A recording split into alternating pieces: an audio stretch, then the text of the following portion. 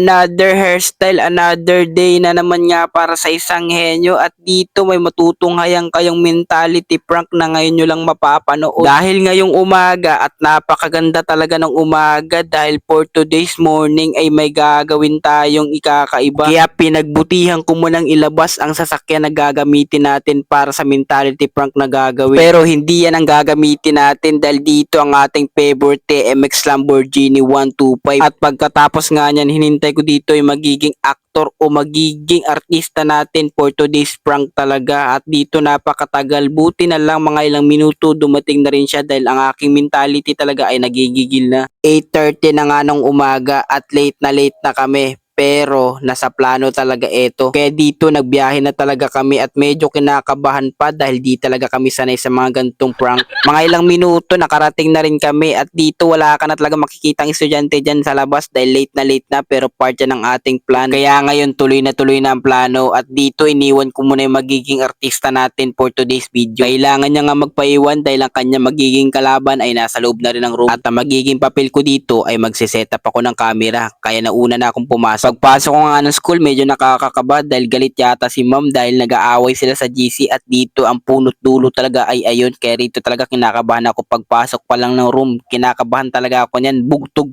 Ayan ang tibok ng puso ko para sa iyo. Pagpasok ko nga na room, nakasetup na talaga lahat at nakaready na rin sila at nilabas ko ang aking hairstyle at dito talaga medyo napahiya ako dahil tabing mga ilang minuto nga dito tuloy na talaga ang plano at kinakabahan talaga kami sa mga mangyayari at sinanyasan na nga ako na magsimula na at dito makikita mo talaga yung mukha ni ma'am na stress pa dahil sa GC na nabasa niya kagabi at doon nagsimula ang laban at mga ilang minuto itong nangyari.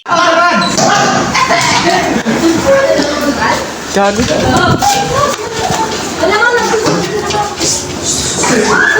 Uy!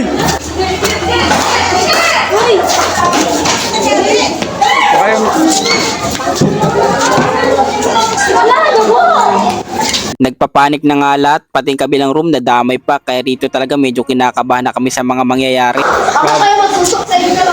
Dito nagalit na nga si ma'am kaya it's a prank!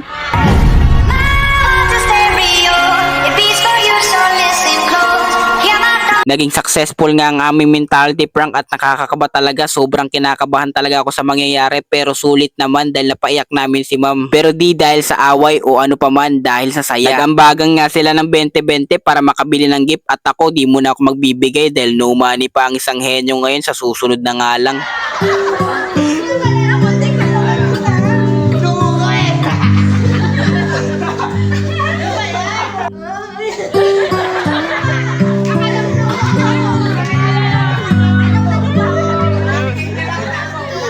Unforgettable moment nga at dahil aalis na kami sa high school kaya dito talaga nagbaon kami ng mga alaala na di makakalimutan ng kahit sino man.